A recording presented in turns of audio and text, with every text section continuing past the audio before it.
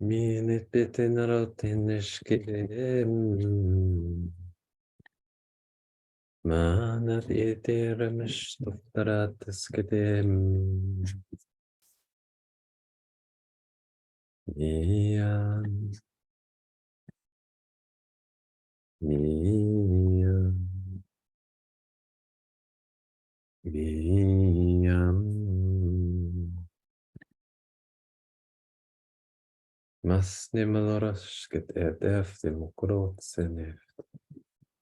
Miamestorok aderetereshram. Miam. Miam.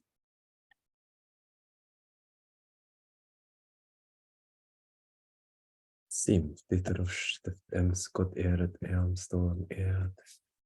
Gav et moft enesteen aren dierts. Mafti morotskit storomestadam. Miftemus tokoromshit eret esk.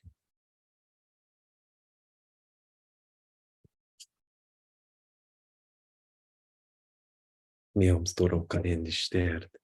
Mafti permustukatelena katesteter. Mafti mustorokanet erestöpt emastukutretem stotat gen eret. Ut orok en diet erstuk esten. Mian eftus korok et edem dierit. Muft anstidrit akarontiser. Muft en irat elkum storat. Maft em storof ashtakat eastem forum. Muun ejat irtekenisten eret easton. Maftim storokanist en iftepkat eatormusk. Mian iftim storat erst am turustikan en. Maft em storok en et erst energ est. Mian iftepsukat eat erst am ftikaratistikan im stotoranetskan en iftomut est araft et undkot etam. Si em storos eraft epekon. Sit eftim soret erenskit eter. Shit araskit emos tuttidermetepskan en stolok en erishtakaremikti. Maftim staret akem forushat anim. Muftin erik enestet recetristem. Muftim erikadetum skoroket enial. Mumbaret eteteristen eskat etenistem.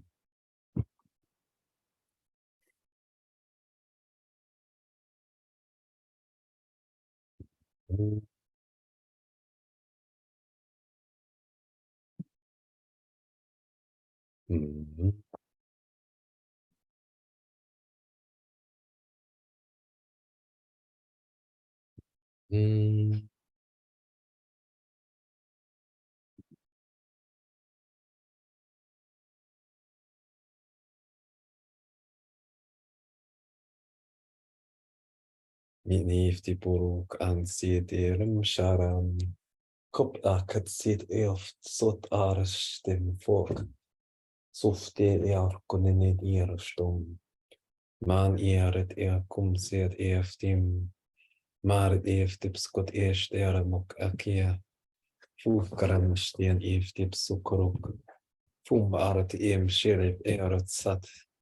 Futsin irstuftim skorokanen eakadid iristim. Futsiti arftum sotorokam sitiet sakar. Shia so instork. Mana harit istiftim sharet korom. Fup aratem hiftip shoteteretikas kat itadinistip emstodo kad teretikunište.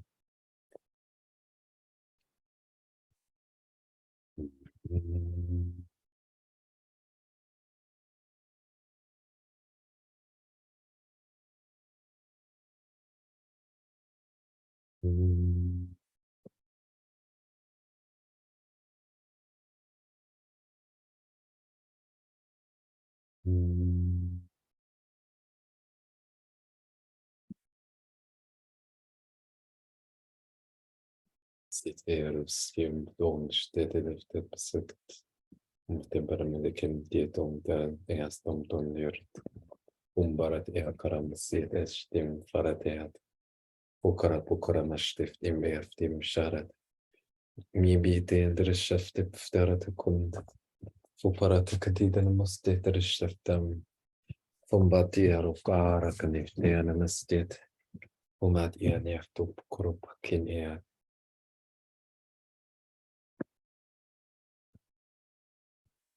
Manas olon staras dekinien. Aret eft sorokani dish. Kart erat am forokan sier stan eret okon iet efsukot inisht. Maret oftam sertam okon et iet iestorm tutem steakan se.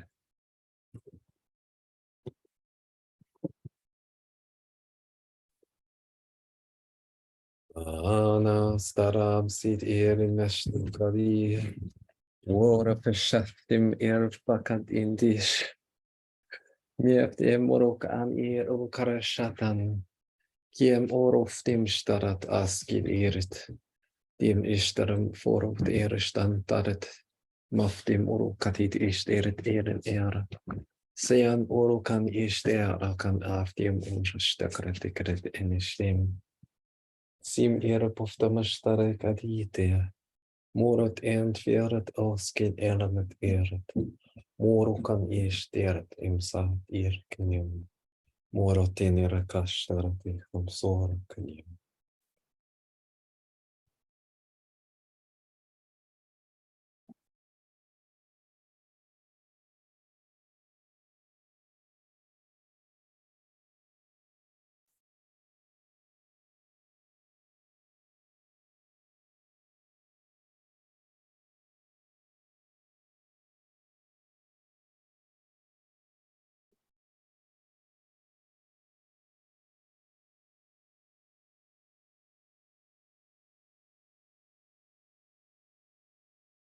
Mana shari soron and irritats de krokikan efter stora inet efter bordet tishtip sokat ikap item shit orat distik sot irritastim sko shien.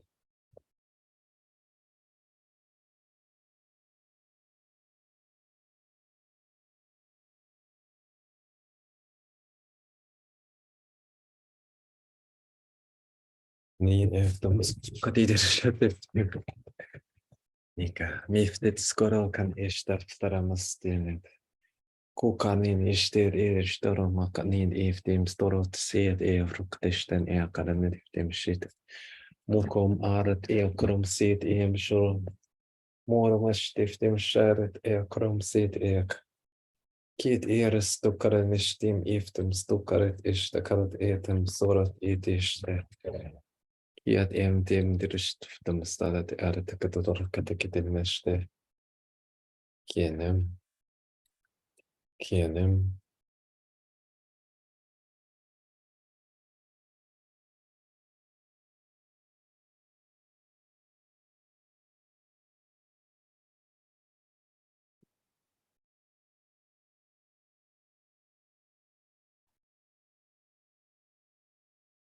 Ienemstega mukolama tiftepsketert. Man ierustettarus ineftoftakarakatiptihtar. Mak an imishtemneftapskotiasteninemastalatsendestena. Maftim urukan irut urukatitiritikatameste. Saritetakadeparamasteteramustutetarkatakorakatitirimashte.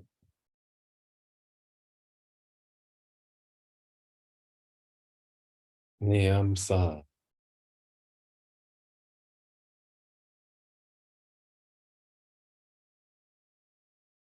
Niamsa.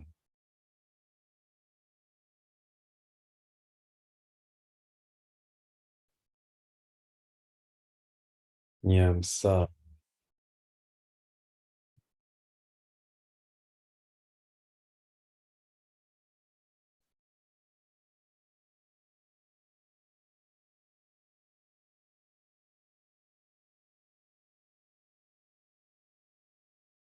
Umaratitipnashtakatistoratipnamatistorovsit. Dimensho akanis ikinitiporoki ineret. Ufama erstotenemelekatatekolekietenemstikaretenet uukaratene. Muuana. Aani tetemashu.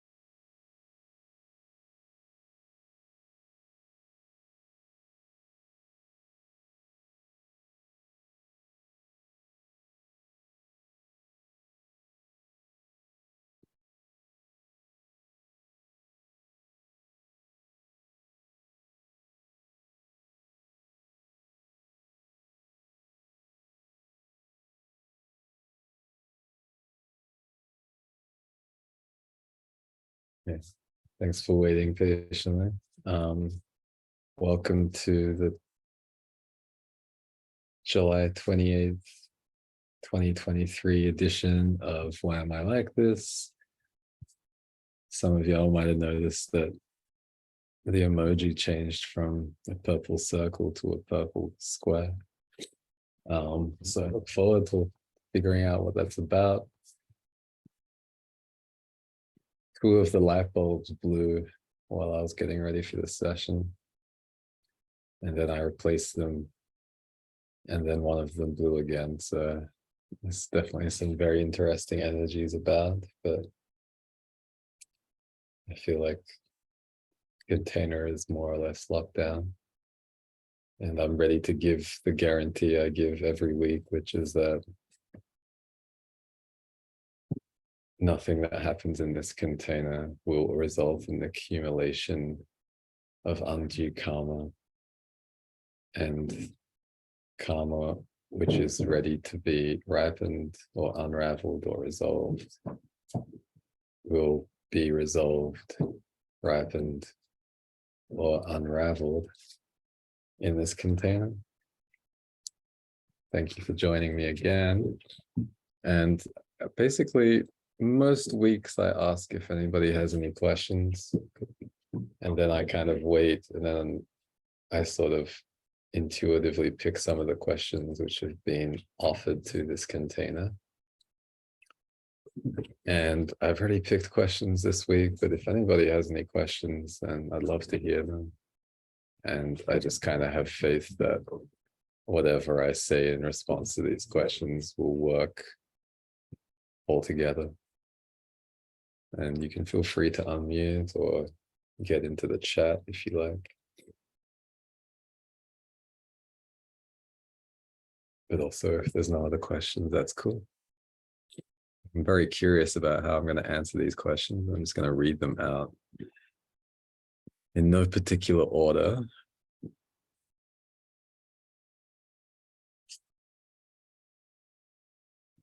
Whoops. I had to rejoin.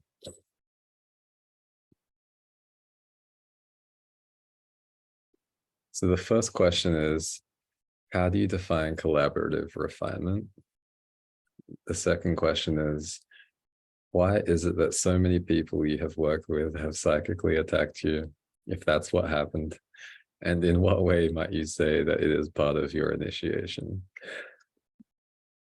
I think those are both from Lexi.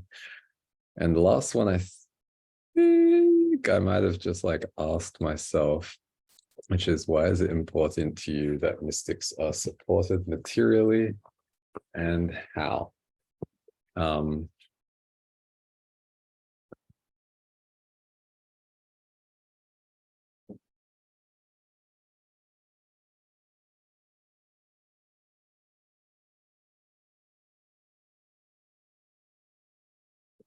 So I guess I'll start off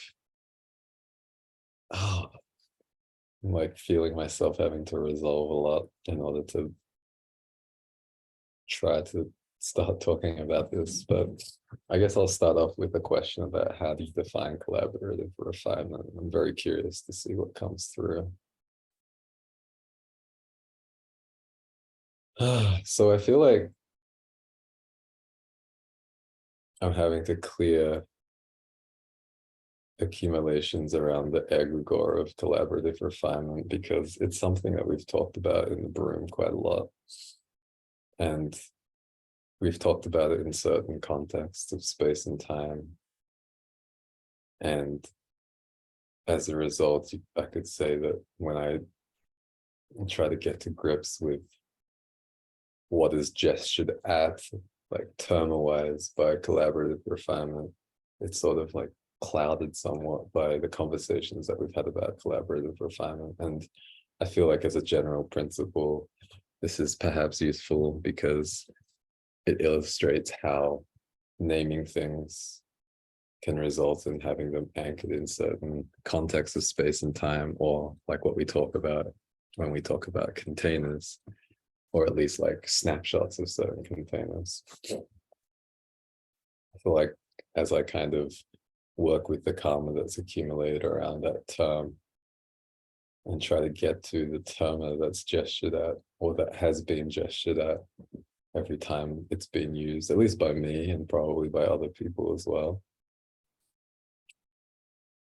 what kind of comes through for me is, first off, I feel like most of us are already familiar with the concept of the shadow and shadow work.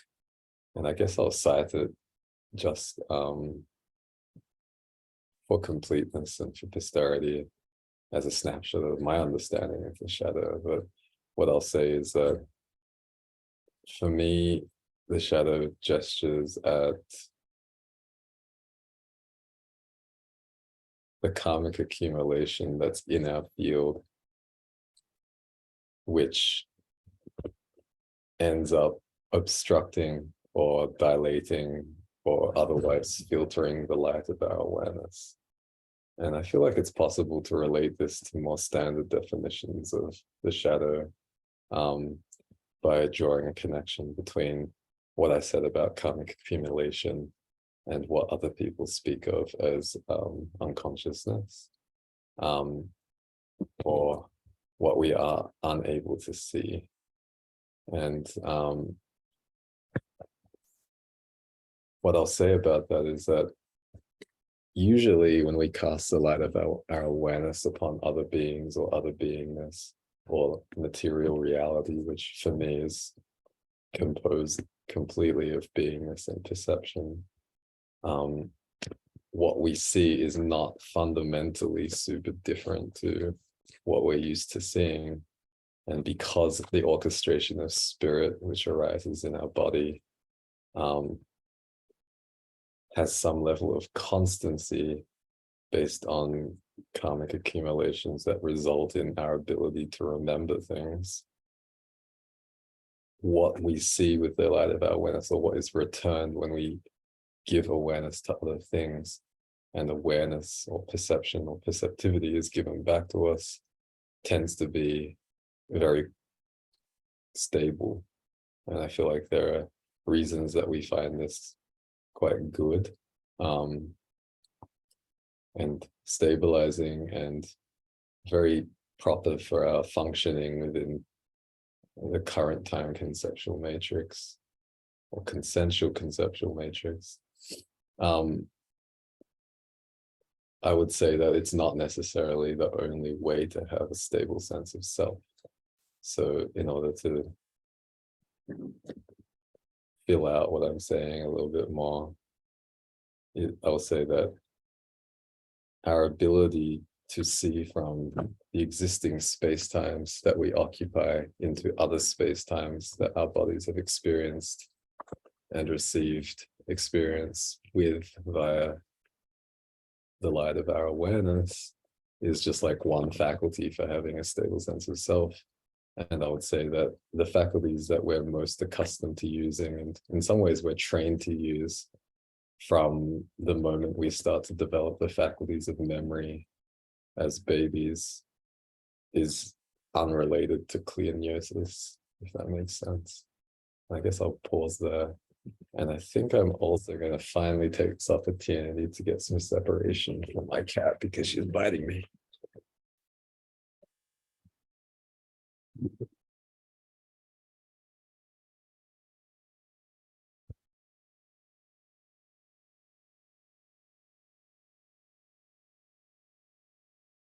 Thank you. So does anybody have any questions about where I started with the shadow and sense of self?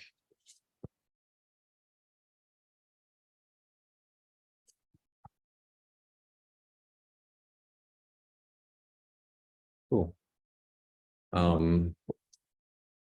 So to go further, I guess I'll say I'll just like step backwards in terms of like frames of what I'm talking about and say that the shadow is often something that we're not able to see because I kind of like to think about like Jurassic Park and the T-Rex, and I'm not necessarily sure that, well, I'll say that I don't have much experience researching dinosaurs or how dinosaurs perceive things, but there's a scene, or there are probably multiple scenes where Sam Neill's character is talking to other characters and saying, in the presence of a Tyrannosaurus Rex, and saying, you have to stay still because a Tyrannosaurus Rex can't see you unless you move.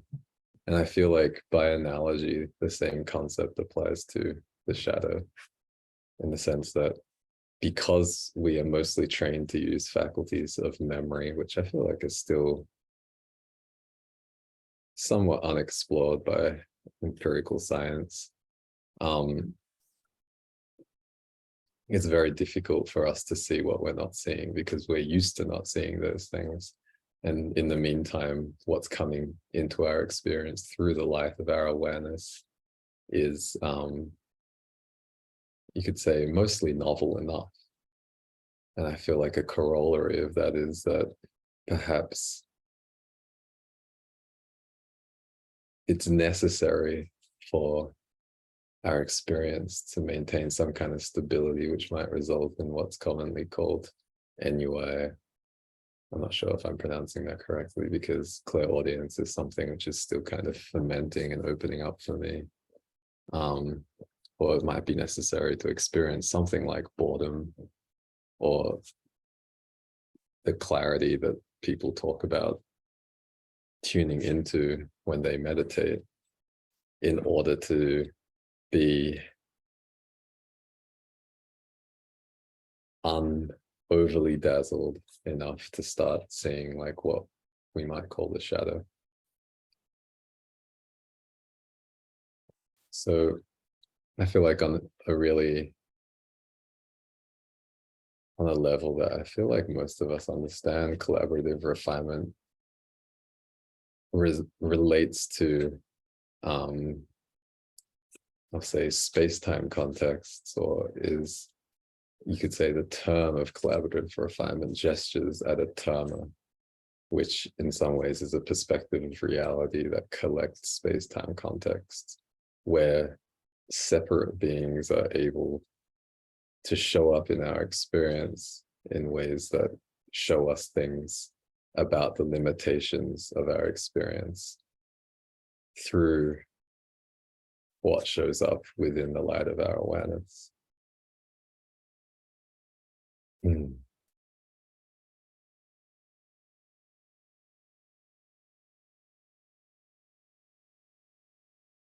Trying to clarify some karma or resolve some karma right now to understand if there's anything more to say on this. But please ask questions if anything comes up.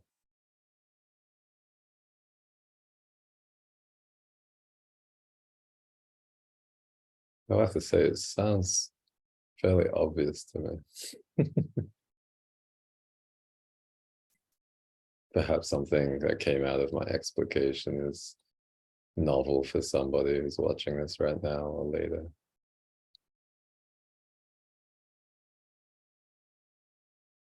I guess like it serves as like a pretty decent segue for the next question. That's my understanding. Which is, again, why is it that so many people you've worked with have psychically attacked you, if that's what's happened, and in what way might you say that is part of your initiation? So I guess like the first thing I want to say about psychic attacks is it feels like there might be some polarity in like how it's received, or like what I feel like most people might say is like controversy. So as I've done in some of the previous containers, I guess I'll lay out a few different things that people think of when they think of psychic attacks. And I'd say like one of them, and a few different space-time contexts are coming up for me now, but one of them I would say is like, I feel like I'm experiencing something that is very unpleasant, and it doesn't seem like it's coming from something in my external reality. And I feel like that's pretty self-evident. And then I guess the second thing I'll say is that another way that I've been moved to describe psychic attacks is when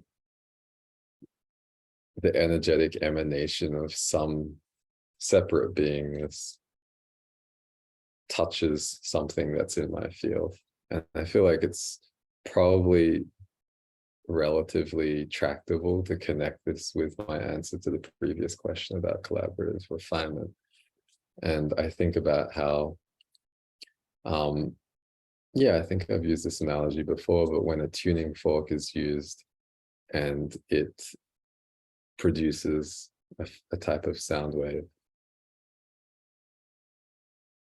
and that sound wave produces the vibration of molecules of air, like gaseous molecules and sometimes vapors, and they end up exciting something which has, you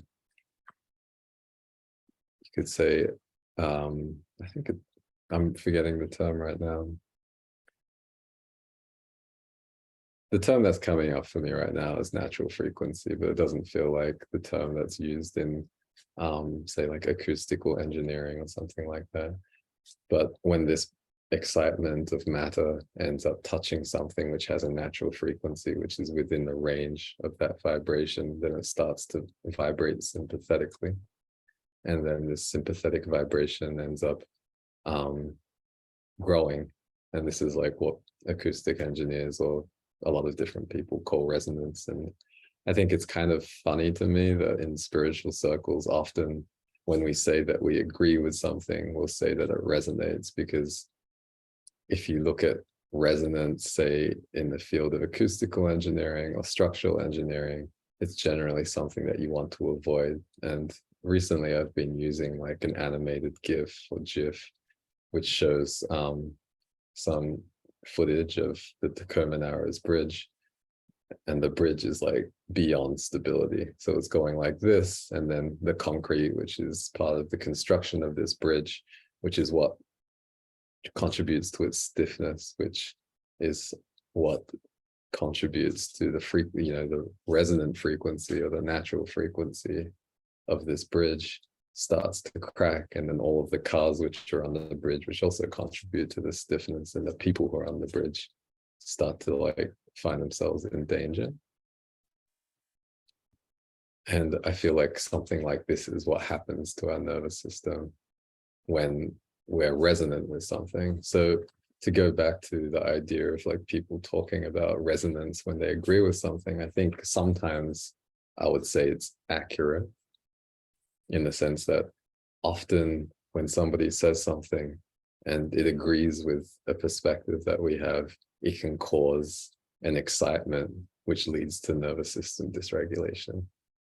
And I think like often people tend to think about nervous system dysregulation and psychic attacks in terms of negative experience.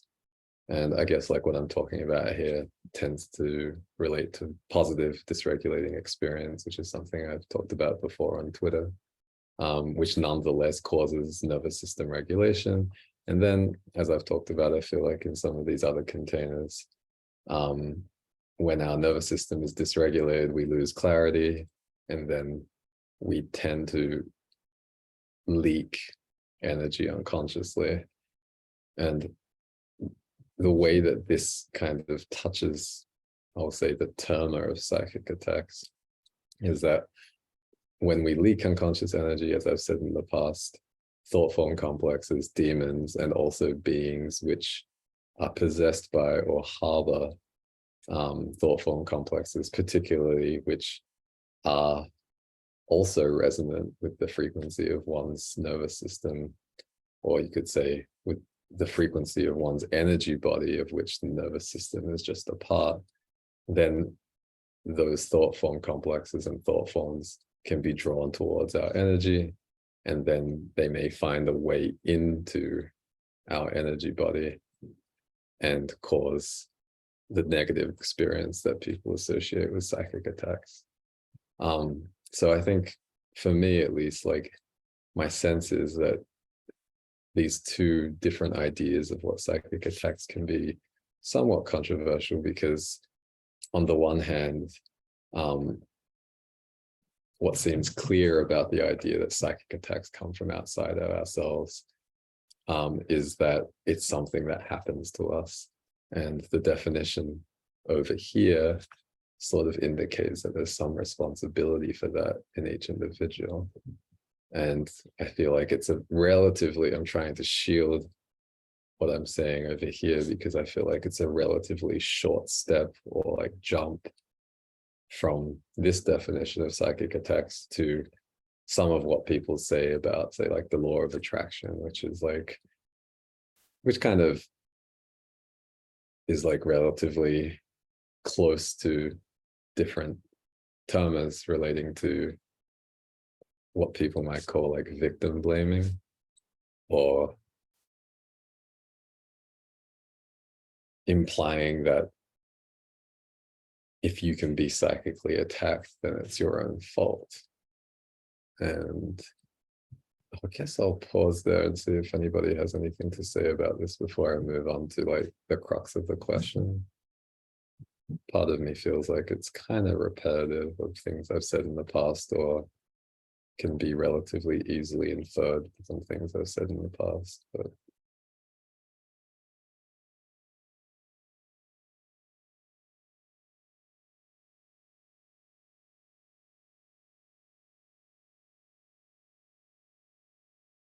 pause anyway.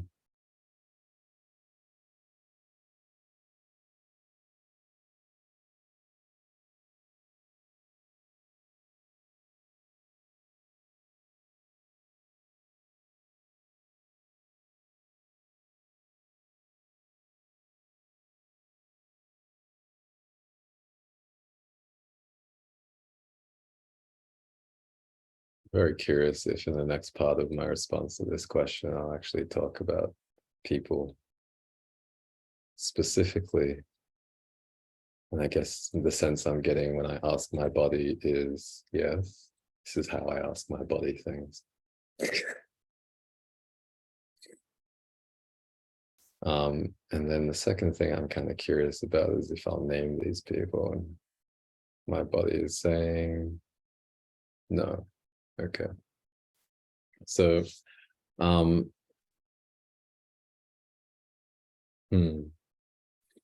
so first of all, I'll answer the question of if that's what's happened. Like, have I actually been psychically attacked by people I've worked with? And I feel like in order to answer that question, I first have to like perhaps like reconcile these definitions. And in order to answer that question, I feel like I have to talk about dana.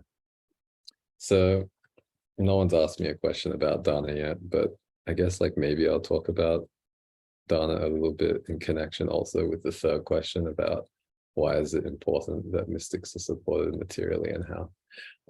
But on my website, I have an article about dana, which talks about how, from my perspective, of the perspective of my lineages, dana is defined, which is the image I use in this article is essentially of somebody or myself leaving an offering wrapped in a leather bag and then putting it on the floor where I stand and then turning around and walking away in order to understand if, I'm not sure why I'm saying this, in order to understand whether I'm attached or not. So I would say that if I'm leaving this thing and I'm walking away and then I find myself looking back to see if somebody picks it up, then I would say I have some form of attachment to whether or not it's received. Whereas if I can walk away without looking back and without having to force myself not to look back, then that indicates some level of detachment in my offering. And I guess like I feel called to cite passages of, doctrine which is associated with Isa or Yeshua or Jesus Christ. And he says at some point that the left hand can give without the right hand knowing. And the sense that I believe that that passage is gesturing at is this idea of dana, which is that we can do good things without necessarily understanding them, certainly, but also without knowing if they're actually good, which I think gets to certain things which come up in the Tao Te Ching around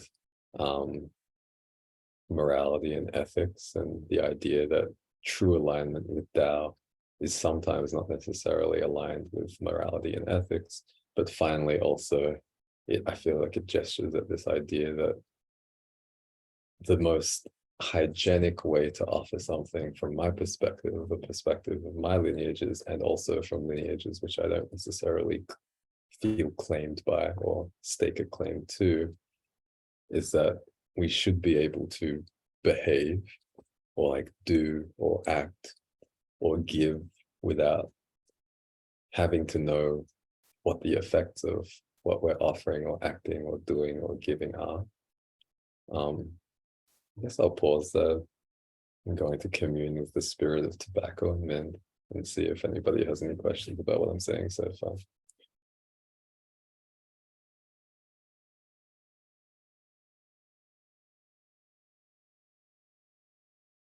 I'm also communing with the spirit of purple.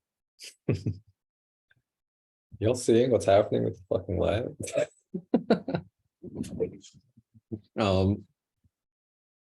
Okay, cool. I'm not gonna wait for the light to start working again before I go. But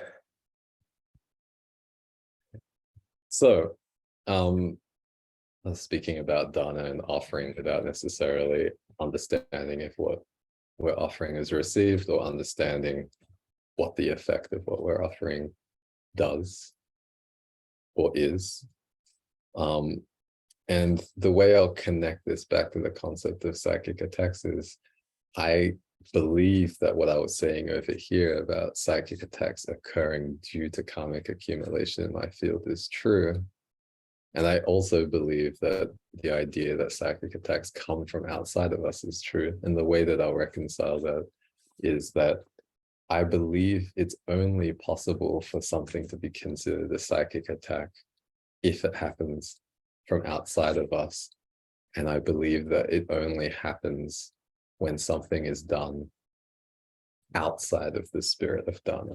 And to concretize this, I'll say a few different things. Like, one, if I'm thinking about somebody and I have some attachment to them, then the awareness that I'm giving to them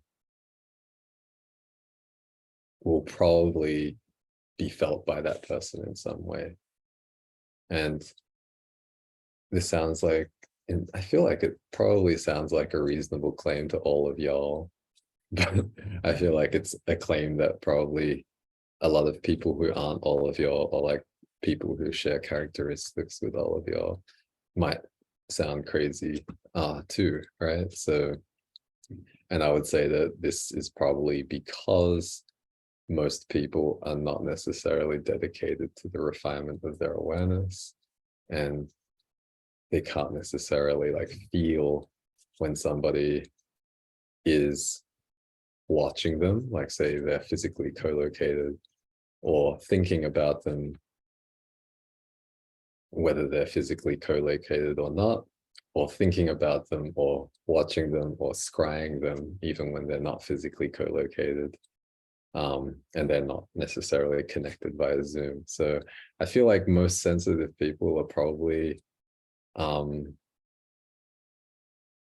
familiar with the experience of, say, like being on your phone and not looking at a person, but then getting some kind of sense that somebody's looking at you, and looking up and then discovering that they're looking at you, or maybe by the time you look up, they're like looking away or pretending not to look at you, right? I'm gonna guess like most of y'all are familiar with that. And I would say that that's an example of somebody like touching you with their awareness. And I would say that that only happens because there's some level of attachment. I feel like this is compatible with something else I'll say, which is that it may not be considered attachment based on like the definition of attachment by the field of secular psychotherapy or psychology. If somebody is watching you and they have something in their field, a karmic accumulation, which causes the light of their awareness to be filtered towards you in a certain way, but I would call that some level of attachment, right? So if somebody's looking at you because they find you attractive by some definition of the word attractive, then I would say that something is going to come through in the way that their awareness touches you. And I would say that if one has karmic accumulations which relate to being seen as attractive, then that's going to kick up some resonance in our fields, and we'll become aware of it in some way. And it might be in a way which is like, oh, like, I really appreciate being seen as attractive. And I don't think this is necessarily bad. I'm just saying that for me, from the perspective, or from my perspective, the perspective of my lineage is, this is a karmic accumulation. And I've said this before, but I don't think karmic accumulations are necessarily bad. I would just say that they filter the quality of our awareness, or the quality of the light of our awareness, and they filter what we may experience in return through the light of our awareness. And at least for me, from my perspective, this is beyond definitions of good and bad.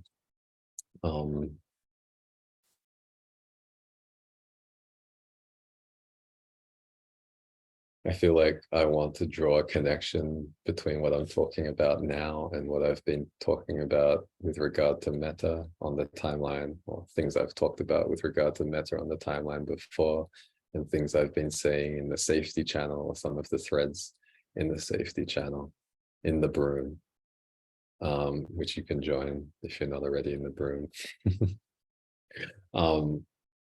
about how broadcasting metta can be somewhat of a bad idea if what I said is like your metta doesn't pass my muster, right? So if somebody is broadcasting metta at me, which people tend to translate as like loving kindness or compassion, and because of the karmic accumulations in their field, that's showing up in their metta, and those karmic accumulations end up resonating with something in my field, then I will probably feel it in some way which is slightly dysregulating. And to go like a little more concrete on this, I'll say that in my experience, people will often send metta to people because they feel like they have some conflict with that person. And I'm not saying like this is like the case all of the time. Like some people only have metta practices, right? And like they're always broadcasting metta in no specific direction because they've been told by the doctrine of certain Buddhist lineages that it's what makes you a good person. And I'll again refer to the Taoish line of thought and the Taoist line of thought that I mean, what I referred to before is that true alignment with Tao is not necessarily aligned with morality or ethics. And I think in the same verse of the Tao Te Ching, they talk about the danger of people acting out of goodness.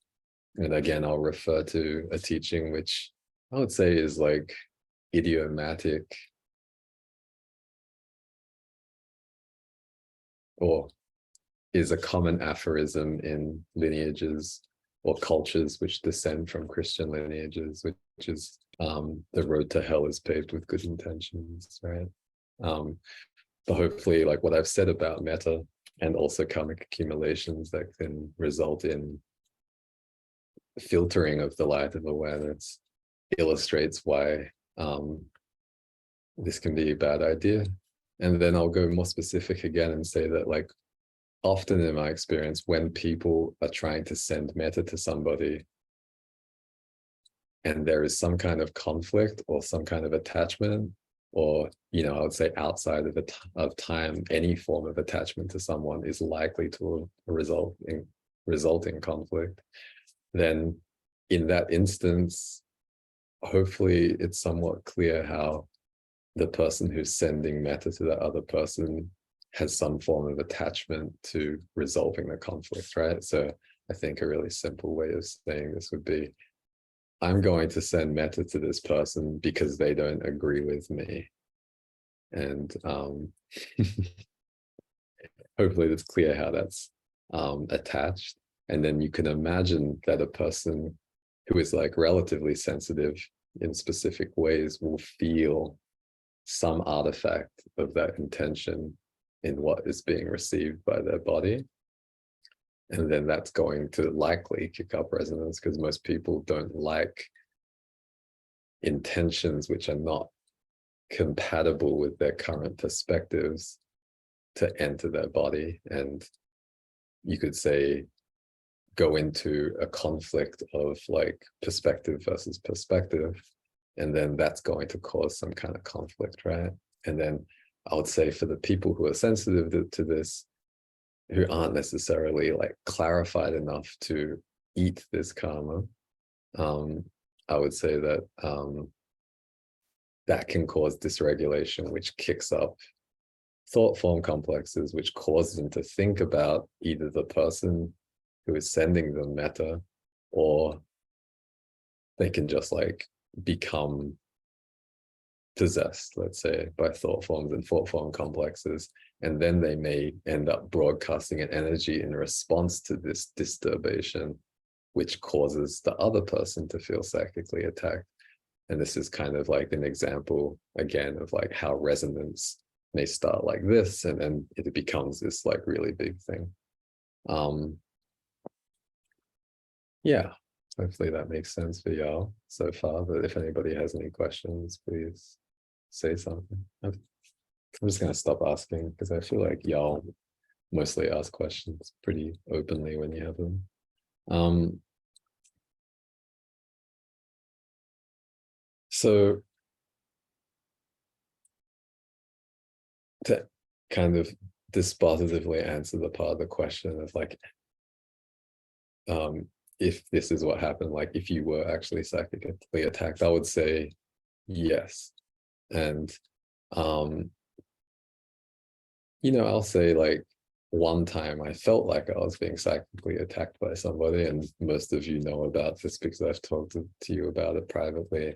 And I talked about feeling like I was being psychically attacked by this person in places where this person was, you could say like the ruler or the leader or the single point of authority. And then this person said, well, one of the times they admitted that their gnosis told them that they had attacked me, or something that was moving through them had attacked me. And then another time, according to my memory, their response was that they had not attacked me, but they had sent me an energy of healing. And hopefully this illustrates, like what I was saying earlier about the way that karmic accumulations infect or affect the quality of our awareness, even when our intentions, conceptually or symbolically or linguistically speaking, are good, can end up with someone feeling pretty unpleasant. Like in this case, the psychic attacks lasted for about 4 or 5 days, and at several points I was convinced that I had to end my life in order to avoid continuing being psychically attacked. So like I think that qualifies as unpleasant. And I'm trying to clarify some karma around this right now.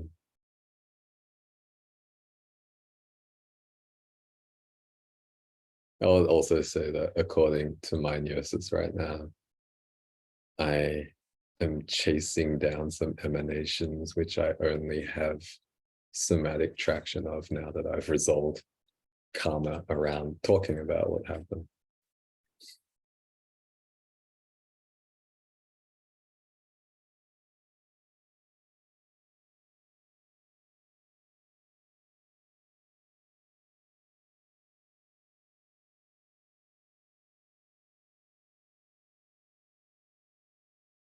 I guess I'll say that right now, my astral body is split up into, according to my gnosis, like 5 different parts, and they're all doing light language right now in the realms, or some of the realms of the unseen, in order to dismember some of the things I'm able to get somatic traction on now after having clarified some karma. But to continue what I was saying,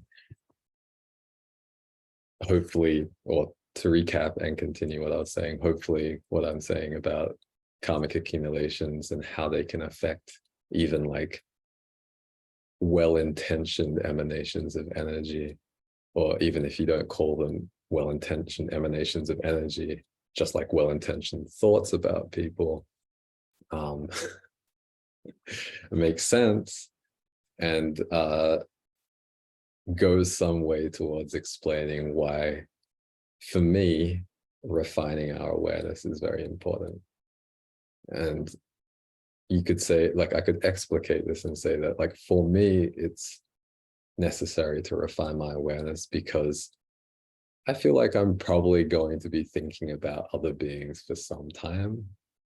And I would say, in addition to that, that whether or not they're sensitive to what I would call emanations or artifacts of energetic emanations in astral energy, I feel like damage can be done to those people if I'm thinking about them without refined awareness. And then I'll go a little bit further than that and say, if there are people who are more sensitive to artifacts of energetic emanations of astral energy, aka me thinking about them, then it can do more damage. And then even further than that, I would say that if they are able to trace it back to me, then it can result in damaging emanations of astral energy being broadcast at me, which is, I don't think it's necessarily like selfish to not want to experience being psychically attacked.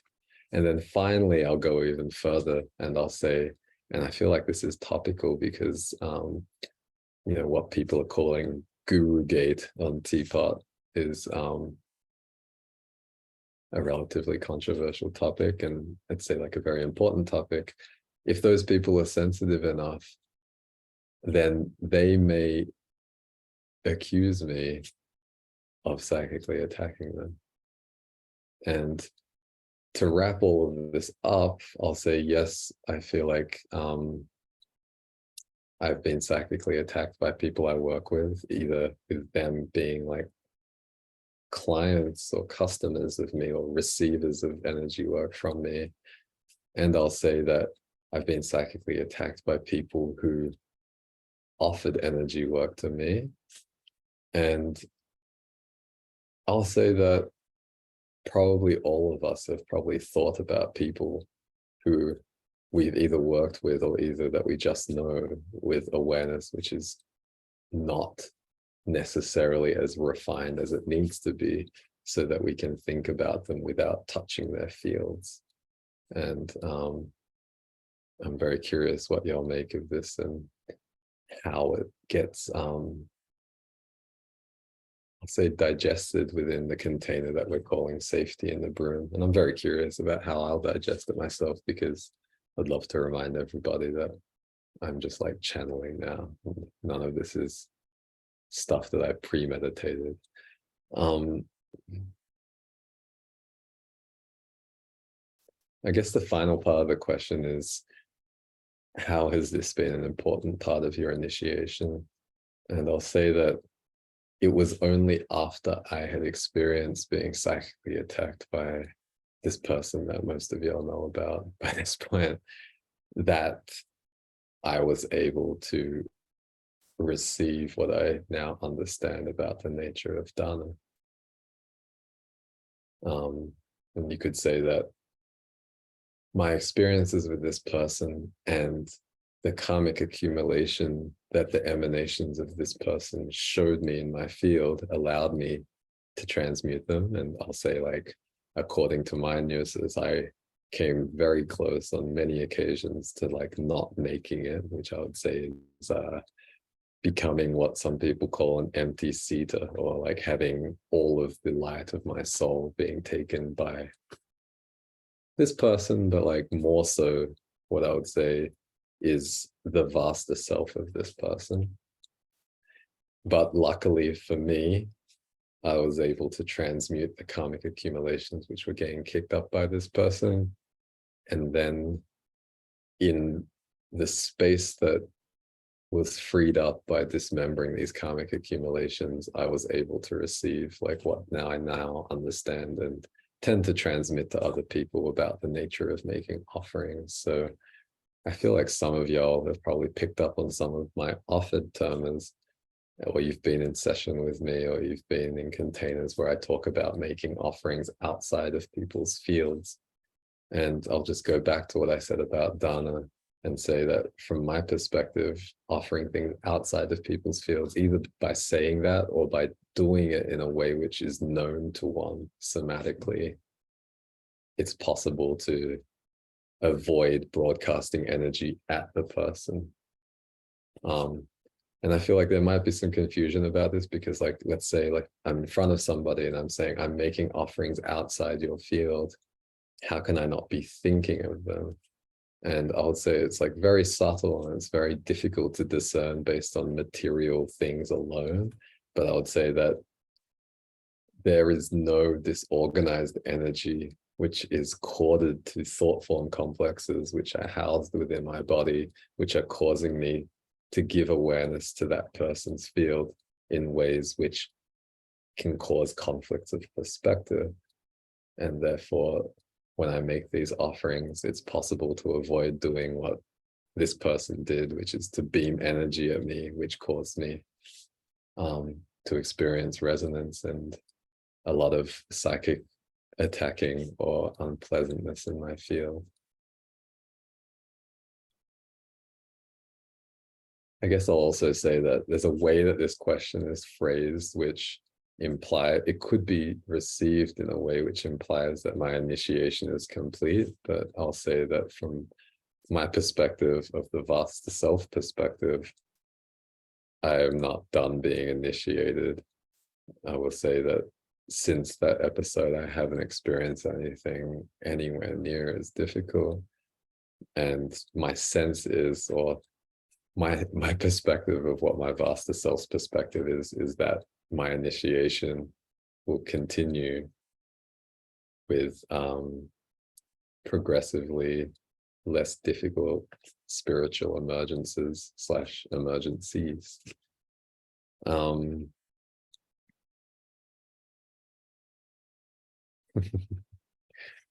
Somebody's asking, how did you effectively dismember the karma that was kicked up in this experience? I channeled a lot of light language.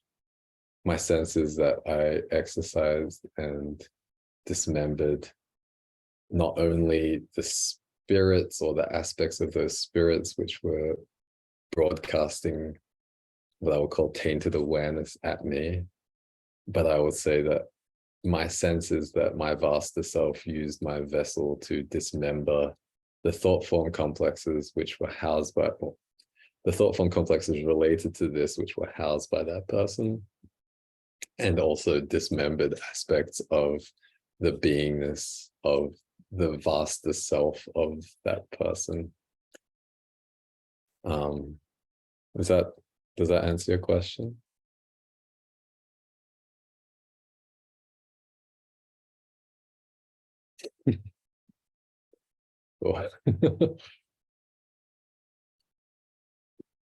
Yeah, I would say like it was mostly light language, and there was also offerings of harmonizing energy. And I will also say that my sense is that we've kind of talked about the Magdala before, but without going too much into it, maybe I can talk about the Magdala in a different session because I want to get to the last part of this question. But I would say like the Magdala is now a way which could be characterized as a building. Could be characterized as a building, and I would say that inside this building there are prisons where one can put people's souls. So they're not necessarily able to harvest awareness from a perspective outside of time, which doesn't mean that like inside of time they can't like move around and like broadcast awareness at people, or experience things in their awareness. But I would say that my sense is that when their soul is in this prison outside of time, then anything that they harvest will eventually be given back. And I would say in my sense of this person, like all of their awareness will be given back, whether it's to other spirits of humans or other spirits of vaster bodies. That's my sense of what is likely to happen, because my sense is that the soul of this person has not accepted the healing of the Magdala. That's just my perspective. So I guess like the last question, which I'll move on to, even though kind of late, is why is it important to you that mystics are supported materially, and how? So without going into a response which is, I would say, like comprehensive or complete, and I feel like connects with some of my previous responses to these questions, I'll say that hopefully it's clear that people who are sensitive are in some ways more susceptible to these emanations than other people. And I would say that people who are sensitive are more likely to be working with people who might be characterized as mystics. And that's like one thing. And then I'll say that on the other side, that people who are likely to be characterized as mystics, and I won't say that only people who are likely to be characterized as mystics, but definitely people who are likely to be characterized as mystics or offerers of spiritual services or spiritual practitioners are more likely to be trying to send energy or intentions or things of that nature towards other people. And I'll say again that hopefully like the other responses to the other questions in this container are sufficient for explaining how when a person who is a mystic or any person has not refined their awareness, then making offerings which are not made in the spirit of dana, or you could say like offerings which have some level of attachment or some level of karmic accumulation, like riding along with the energies of those offerings, then it can be very dangerous. And then to complete my response to this question, I'll say that the material world harms us every day. And I was talking to a client about this, how in a sense, like every day, most of us wonder if like our bank accounts are going down at the same rate that our bank accounts will go up, right? Like, are we spent, most of us are probably not in situations where we're able to completely provide for all of our own needs without having to use money, which is to say that most of us probably don't own our own homes. Even if we do own our own homes, we probably have to pay property taxes and energy bills and water bills and internet bills. I would say most of us don't grow our own food. I would say most of us don't grow the wood that we might use to like create fires so that we can prepare our foods so that they're suitable for eating. I know some of y'all are probably like sympathetic to like raw food movements, and maybe I'll like dismember that egregore another time, but maybe I'll dismember it a little bit now. But I'm just trying to illustrate how like in our day-to-day lives, most of us have to spend money. And I would say that usually when that happens, it kicks up wounds that most of us have, and most of our ancestors in the earth and in the sky have, around not having what they need in order to survive. And, I'll reference a term that was introduced to me by Diamond D or Maya Havisto, which is the concept of continual traumatic stress, which is to say that, yeah, I think like that term of continuous traumatic stress like mostly applies to what people would call like more extreme forms of trauma. But to me, I would say that most people are like traumatized by the need to make money or spend money every day. And then on top of that, you could say that the lack of refinement in awareness in most people in current time is also a source of continuous traumatic stress, even if people don't necessarily recognize it that way. So I'll say, to illustrate this, that for many people, we are behaving in public containers, whether that's like on social media or whether it's like in physical spaces, and often we are not seen or heard or understood. And I'll say that this is also a form of continuous traumatic stress. And then I'll also say that due to the way that egregores around wealth and fitness seem to work, if people either think of themselves as poor or are poor, then they're also less likely to be heard or seen. So the reason I put these two things together is that from my perspective, most mystics are likely to be poor, because I would say that it's very difficult to become a mystic and still to become like an earnest spiritual practitioner and still find oneself in a position to make a lot of money or receive a lot of money. And I think there are things I could say around the karma of money, which are part of the reason that that's true. And then because people who tend to be poor tend to be traumatized or stressed more often, they are more likely to see their awareness become less refined or stagnate in its refinement or be obstructed in its refinement by the daily hustle of having to spend money and earn money. And I feel like this is also partially an explanation for me of why we find so much grifting in spiritual communities, because essentially, like, you end up with people who open to things and then they decide they want to become spiritual practitioners, and then they start being, you could say, psychically attacked by egregores around wealth and scarcity. And then in my experience, they often graft harder. And recently I said that in my experience, it's unclear what the difference between grafting and grifting is. And not just because they have like very similar sounds, or they have the same symbolic representation in abjads or alphabets without vowels, but I would say that whenever we're forcing something rather than doing something which is in alignment with Tao, then we're likely conditioning our fields and causing ruptures in our fields, which allows awareness to spill out, which attracts thought forms and thought form complexes, which then possess us to graft even harder, to do things which may result in making offerings towards people, not outside their fields, but inside their fields, and then having those offerings be tainted by the karmic accumulations in our awarenesses, whether they're because of grafting and grifting, whether they're because of scarcity wounds or not. So to like try and tie it all together, I'll say that,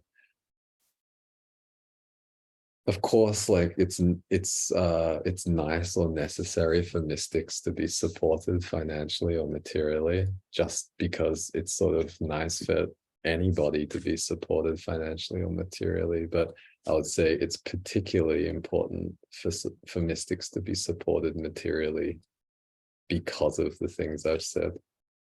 And with that, I'll close the container.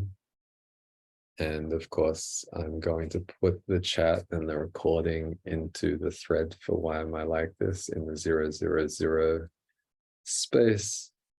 And then, yeah, if anybody has any questions about this, then please reach out in the thread or privately if you prefer that, although I'd say I prefer in the thread. And we can chop it up from there. Thanks again.